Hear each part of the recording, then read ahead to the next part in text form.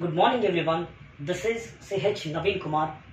I'm working at Artmed Healthcare Private Limited as a Deputy Manager. I'm the student of Social Welfare Nallavagu. I'm heartily thankful to Bandi Suryarao sir, Social Welfare Narayan Khed Principal. Today, I want to give some clarity about after 10th class course CT. What is an CT? CT is nothing but construction technology. About construction technology. So about construction technology, we will discuss about four parameters. One is who is the eligible for construction technology, and second one is what are the construction technology details course, and third one is what are the future courses or future educations, and fourth one is what is the employment or empowerment. Point number one, who are the eligible for construction technology? 10th class or 10th equivalent courses who are finished, everyone is eligible for construction technology. 10th class finish అయిన ప్రతి ఒక్కరు construction టెక్నాలజీకి అర్హులే. 10th class finish అయిన ప్రతి ఒక్కరు construction టెక్నాలజీలో join అవ్వచ్చు. సాధారణంగా ఈ రోజుల్లో మనం 10వ తరగతి పూర్తయిన వెంటనే మన పిల్లలకి పేరెంట్స్ వచ్చేసి ఏంటంటే నార్మల్గా మనకున్న ఇన్ఫర్మేషన్లో ఆర్ మనకున్న నాలెడ్జ్లో ఏంటంటే 10వ తరగతి పూర్తయిన వెంటనే ఎంపీసీ లేదా బైపీసీ లేదా హెచ్ఈసీ సిఈసీ నార్మల్ కోర్సుల వైపు వెళ్తున్నాం. అంతేకాని టెక్నాలజీ పరంగా మనం టెక్నికల్ కోర్సులో వెళ్ళట్లేదు. సో దాంట్లో భాగంగానే సిటీ కోర్స్ అనే దాన్ని మనం ఇంట్రడ్యూస్ చేయడం జరిగింది. సో సిటీ కోర్స్ అనేది ఒక vocational course but city course అనేది కనుక మనం పూర్తి చేసినట్లయితే అక్కడ మనకు వచ్చేసి చాలా ఆపర్చునిటీస్ ఉన్నాయి. ముందుగా మనం అనుకున్న విధంగానే భవిష్యత్తు కోర్సులు ఎలా ఉంటాయి. సో కన్స్ట్రక్షన్ టెక్నాలజీ అనేది పూర్తి చేసిన తర్వాత ఇది ఒక ఒకేషనల్ కోర్స్ కాబట్టి ఒకేషనల్ కోర్స్ అనేది ఫినిష్ చేసిన తర్వాత సో ముందు మనం ఎక్కడికి వెళ్ళగలుగుతాము, ఏ కోర్సులో జాయిన్ అవ్వగలుగుతాము. సో ఇప్పుడు మనకున్న జ్ఞానాన్ని బట్టి మనం ఏమనుకుంటామంటే ఒకేషనల్ కోర్స్ అనేది పూర్తయిన తర్వాత మనం సాధారణ డిగ్రీ కోర్సులు చేయలేము అని చెప్పి. సో అలాంటిది ఏమీ ఉండదు.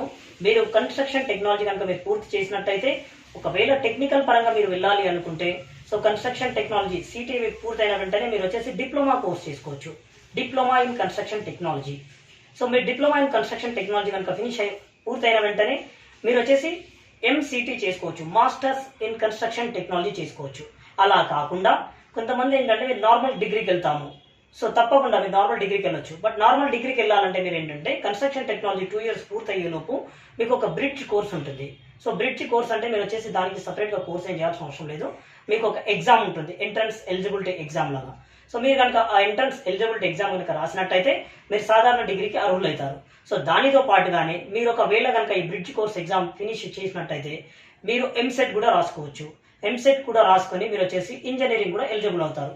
నాట్ ఓన్లీ ఇంజనీరింగ్, అది కాకుండా ఇంటర్ తర్వాత సాధారణ ఇంటర్ విద్యార్థులు ఏదైతే చేస్తారో సో దానితో పాటుగానే మీరు కూడా అన్ని ఆఫ్టర్ ఇంటర్మీడియట్ కోర్సులకు అన్నిటికీ మీరు ఎలిజిబుల్ అవుతారనమాట. సరే, మనం వచ్చేసి ఇప్పటివరకు ఎలిజిబిలిటీ కన్స్ట్రక్షన్ టెక్నాలజీకి సంబంధించిన ఎలిజిబిలిటీ ఏంటి, సో దాని తర్వాత ఫ్యూచర్లో ఉండే కోర్సెస్ గురించి ఏంటి అని తెలుసుకున్నాం.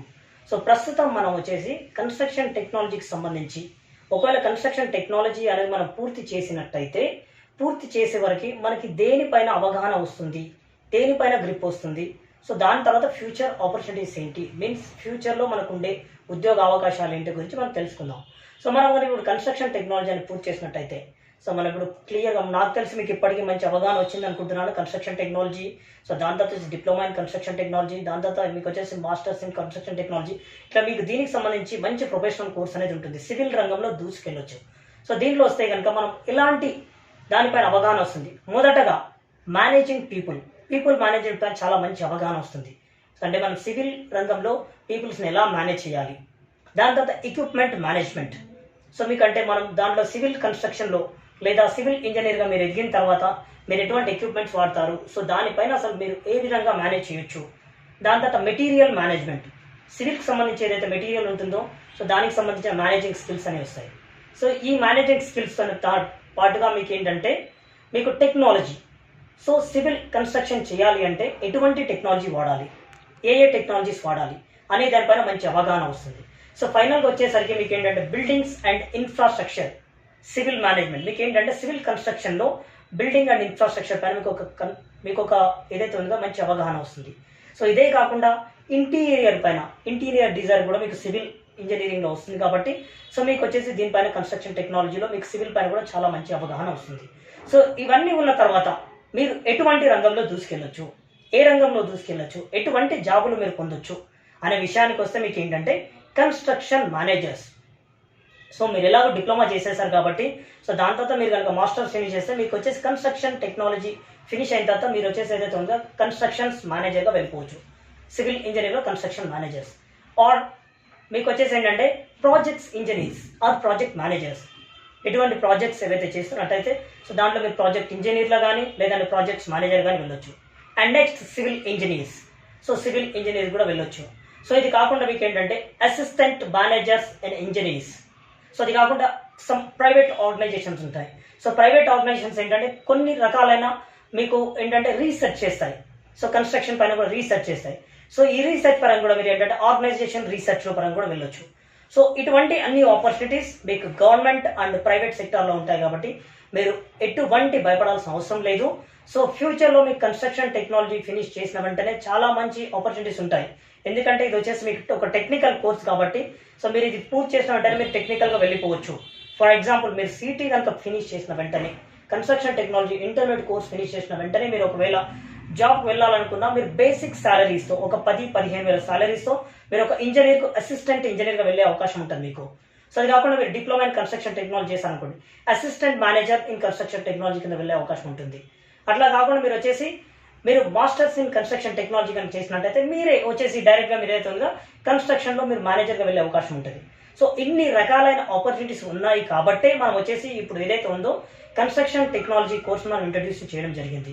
కాబట్టి మీరు ఎటువంటి భయపడకుండా అండ్ మీరు ఏదైతే ఉందో నార్మల్ డిగ్రీల వైపు మీరు మొగ్గు చూపకుండా ఇప్పుడు మీరు నార్మల్ డిగ్రీస్ చేస్తారు. నార్మల్ డిగ్రీస్లో ఆపర్చునిటీస్ లేవు అనట్లేదు. బట్ వాటితో కంపేర్ చేసుకున్నట్టయితే సో మనకు ప్రస్తుతం ఉన్న ఏదైతే సిటీ కోర్సు ఉందో సిటీస్కు ఇంకా ఫ్యూచర్లో మంచి భవిష్యత్తు ఉంది. ఇంకా చాలా మంచి భవిష్యత్తుతో మనం ముందుకు వెళ్ళగలుగుతాము. సో భవిష్యత్తు తరాలకు బాగా యూజ్ అవుతుంది. సో ఎందుకంటే ఇప్పుడు ప్రజెంట్ వచ్చేసి సివిల్ ఇంజనీరింగ్కి చాలా డిమాండ్ ఉంది. సో కన్స్ట్రక్షన్ టెక్నాలజీ అనే డిప్లొమా కోర్సే కాబట్టి సో మనం సాధ్యమైన తొందరగా మనకు అవకాశాలు పొందిపుచ్చుకునే అవకాశం ఉంటుంది. కాబట్టి మీరు ఖచ్చితంగా ఏదైతే ఉందో ఎటువంటి అపోహాలు ఎటువంటి సందేహాలు లేకుండా ఖచ్చితంగా మీరు వచ్చేసి ఈ కన్స్ట్రక్షన్ టెక్నాలజీలో జాయిన్ అవ్వాలంటే మంచి క్లారిటీ తెచ్చుకోండి. సో ఇదనేది ఫినిష్ అయిన తర్వాత మీకు డిస్క్రిప్షన్లో నేను వచ్చేసి ఈ వీడియో ఫినిష్ అయినాక ఫ్యూచర్ కోర్సెస్ ఏముంటాయి, సో ఫ్యూచర్లో ఎలా ముందుకెళ్ళాలి అనే ఒక డిస్క్రిప్షన్ కూడా నేను షేర్ చేస్తాను. మీరు ఆ వెబ్సైట్లో చెక్ చేసుకోవచ్చు.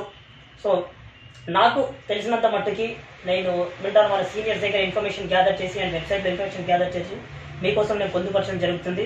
ఇక ముందు ఇంకా దీనికి సంబంధించి ఏవైనా ఇంకా నేను క్వశ్చన్స్కి ఆన్సర్ కావాలి అనుకుంటే ఇక ముందు కూడా నేను కొన్ని వీడియోస్ నేను చేయడం జరుగుతుంది. సో ఇప్పటి వరకు మీకు ఈ వీడియో పైన ఒక క్లారిటీ తెచ్చుకోండి. సో కన్స్ట్రక్షన్ టెక్నాలజీ పైన మీరు ఎటువంటి భయపడాల్సిన అవసరం లేదు, ఎటువంటి అపోహ చెందాల్సిన అవసరం లేదు. ఫ్యూచర్ కన్స్ట్రక్షన్ టెక్నాలజీ బాగుంటుంది కాబట్టి మీరు సిటీలో నిరభ్యంతరంగా జాయిన్ అయ్యి మీ సిటీ కోర్సును ఫినిష్ చేసుకోవాలని కోరుకుంటాను.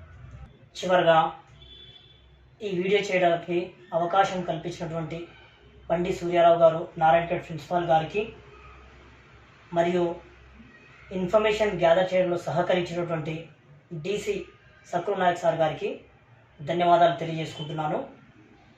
జై భీమ్, జై స్వైరోస్, జై భారత్.